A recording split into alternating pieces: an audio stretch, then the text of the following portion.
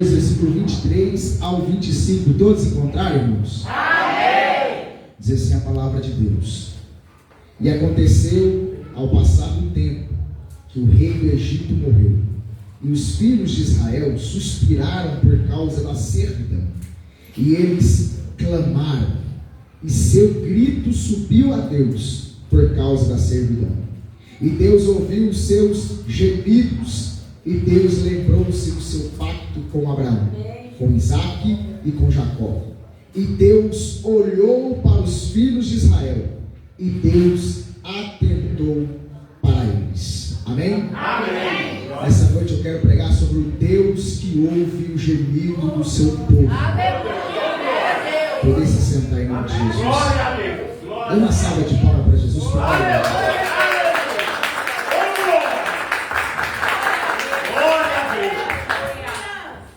Quero falar sobre o Deus que ouve o gemido do seu povo nessa noite. E a palavra gemido na Bíblia, a sua etimologia, a palavra do hebraico anar, significa gemer, clamor. Dentro do texto que nós lemos, indica a profunda dor e sofrimento do povo de Israel, clamando pela ajuda divina diante da sua opressão. O Deus que a igreja serve, irmãos, o Deus que nós servimos é o Deus que ouve o gemido do seu povo e atende ao clamor do seu povo. Glória a Deus! Ele é o Senhor que atende a todos, e não importa o lugar. Ele ouviu o gemido de Ismael no deserto, quando a água do odre acabou e o pão já tinha acabado, e Agar colocou ele debaixo do arbusto para morrer, mas o anjo do Senhor apareceu dizendo: eu ouvi a voz do menino. Ele ouviu também quando Daniel clamou no palácio na Babilônia, clamando por resposta. Aí o anjo, depois de 21 dias, desceu e disse: tenho resposta do céu para a sua oração. Deus ouviu o clamor do seu povo no Egito, na escravidão, mas também ouviu o clamor de Jonas dentro da baleia, lá dentro do ventre do grande peixe. Ou seja, Deus não olha para o lugar, ou para a situação, ou para o status, ou para a posição, ou aonde nós estamos. Deus sempre irá ouvir o clamor daquele que clama com o coração contrito, com o coração quebrantado, se voltando a Deus, pedindo socorro e ajuda. Ele é o Deus que está prontamente para ajudar aqueles que não. Então eu vou para dentro do texto que nós lemos. E qual é o contexto aqui que nós lemos?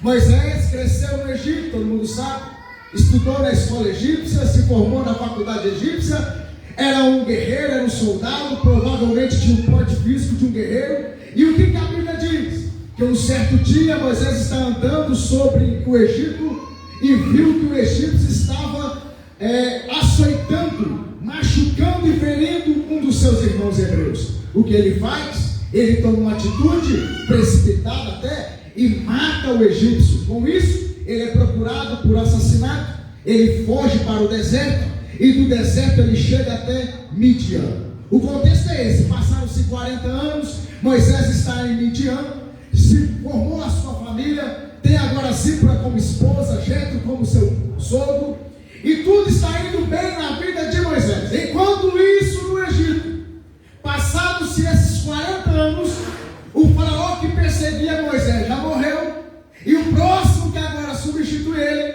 começa a dar a servidão do povo um pouco mais ferrenha. Ele começa a oprimir mais o povo, ele começa a açoitar mais o povo na servidão e na escravidão. E aí o que ocorre aqui? Clamaram, e o seu grito subiu a Deus. Nós lemos isso no versículo 23. Eles clamaram e seu grito subiu a Deus.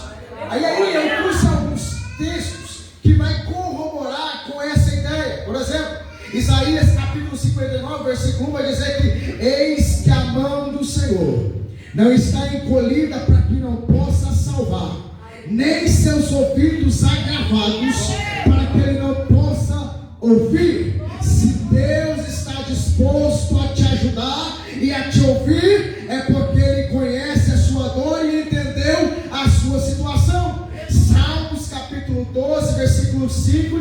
pela opressão dos pobres e pelo clamor dos necessitados, agora me levantarei.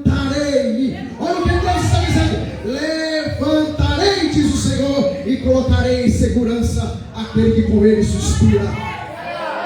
Ou seja, o clamor faz com que Deus se movimente. O clamor faz com que Deus saia do seu lugar para ajudar aquele que está necessitado. Se eu puder falar uma palavra de Deus essa noite, eu vou dizer o que o Espírito Santo de Deus tocou no meu coração nessa noite. Deus está se levantando através da causa de alguém aqui neste lugar. Deus está se levantando através da causa de alguém neste lugar. Eu não sei o teu problema, o pastor talvez também não saiba o teu problema, mas o Deus do céu, o Deus Todo-Poderoso, soberano de Israel, conhece a tua dor e se levantará para atender o seu clamor. Aleluia, aleluia. Oh Deus, oh glória. E me pega um pouco, irmão, porque o povo de Israel está no Egito sendo escravo. São 430 anos de servidão, irmão. 430 anos de escravidão. Muitos que estavam no Egito, muitos dos hebreus, já tinham até esquecido da promessa de Deus. Alguns ainda lembravam da promessa de Deus. Dentro daquele ambiente, daquele povo, provavelmente tinha alguns hebreus que já tinham se voltado até para outros deuses, porque se esqueceram da promessa. São 430 anos, e eu fiquei me perguntando: Senhor, por que o Senhor foi agir na vida do povo de Israel depois de 430 anos? Sendo que, vamos aqui imaginar, que durante os 200 anos da escravidão, alguém talvez clamou. E nos 300 também clamou. E nos 400 também clamou. Mas e por que só nos 430 anos?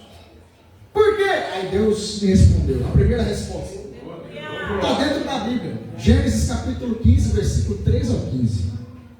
Então disse Abraão, Deus: sabe com certeza que peregrina será a tua descendência em terra alheia, e será reduzida à escravidão. Deus já tinha dito para Abraão que a sua descendência seria escrava, e será afligida por 400 anos. Aí Deus falou que seria assim. E se Deus disse que vai ser assim, vai ser assim. Mas também eu julgarei a nação a qual servirão, e depois sairão com grandes riquezas. Então havia uma promessa. Claro, mas se o povo clamasse com vigor, Deus não poderia provavelmente salvá-los? Quem sabe sim. Ezequias estava à beira da morte. Deus mandou Isaías dizer para Ezequias: Ezequias, prepara a tua casa, que você vai morrer. Deus decretou sim ou não? Sim. Deus decretou sim ou não? Me ajude. Então, por que aconteceu de que quando Ezequias orou, voltou para a parede e falou: ô papai, lembra de mim, Senhor, eu sou teu servo. Eu sei que o Senhor falou que eu vou morrer, mas quem sabe, Senhor, dá para dar um tiquinho de tempo ainda para mim fazer alguma coisa para o Senhor. E Deus falou para Isaías. Isaías estava ainda indo embora, estava ainda no salão do templo, do seu palácio. E aí Deus falou para Isaías: volta lá, porque eu tenho uma palavra para Ezequias. Ezequias, você não vai morrer, eu vou te dar 15 anos de vida a mais, porque eu ouvi a sua oração. Então, primeiro, Deus tinha falado que seria assim, sim. Mas segundo, o povo de Israel entrou no comodismo. E aqui está o perigo, irmão. É verdade. Tem muita gente acomodada com a sua situação. Ah, eu nasci assim. Eu vou ser sempre assim, sofrimento, luta, dor, angústia, problema. E aí, a escolha da gente se levantar com alegria no meio da provação é nossa. Não é de Deus. Deus já disse: eu vou fazer sair do Egito com riqueza. Mas e aí, pô? Vai ficar acomodado? E o que aconteceu com o povo de Israel? Se acomodaram com a sua servidão. E como é que eu sei disso? Quando Israel saiu do Egito e estava beira-mar do Mar Vermelho, para um lado só tinha montanhas, e atrás tinha Faraó, o que eles falaram? Ô Moisés, você tirou nós do Egito para morrer aqui, pelo menos lá a gente tem sepultura. Pelo menos lá a gente tinha casa. Pelo menos já lá a gente era feliz. Eu não sei se você já conhece alguém que olha para você e diz assim, eu já conheci, irmão, que falava assim, nossa, quando eu não era crente era tão mais fácil. Quando eu não tinha Deus era tão mais fácil. Quando eu não ia para a igreja, não tinha luta, não tinha problema. Tinha! É porque ele não percebia. Estava todo cheio de cachaça, todo cheio de droga, na prostituição, nos prazeres. Aí não percebe. Mas quando vem para a igreja, está lúcido, cheio do Espírito Santo, aí começa a entender que a vida tem prova. Só que o diferencial nosso, irmão, é que a gente está acompanhado com alguém que pode todas as coisas. Deus, impossível. Acomodado com o Egito.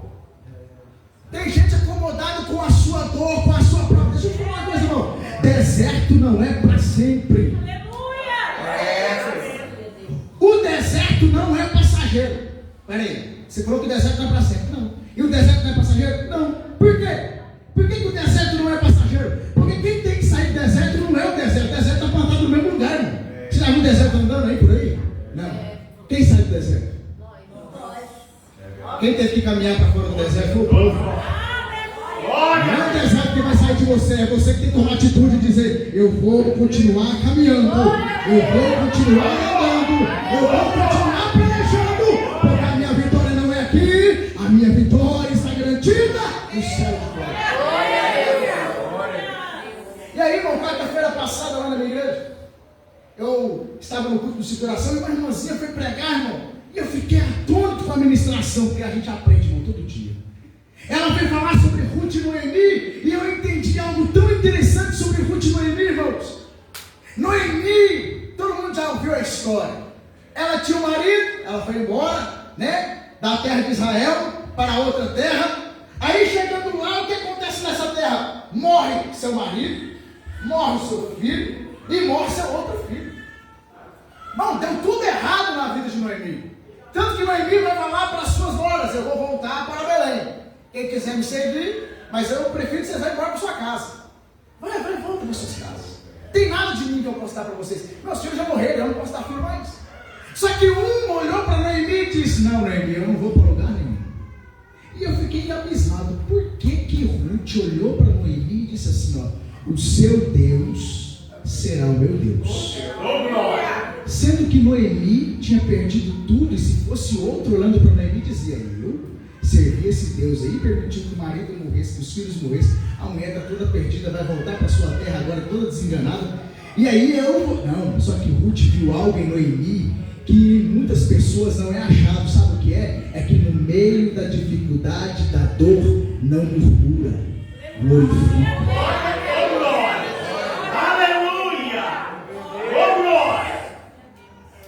Paulo e Silas estavam na prisão, machucado, ferido, bateu, apanharam, açoitado, injustamente foram julgados. E o que eles fizeram? Ah, Senhor, tadinho de mim.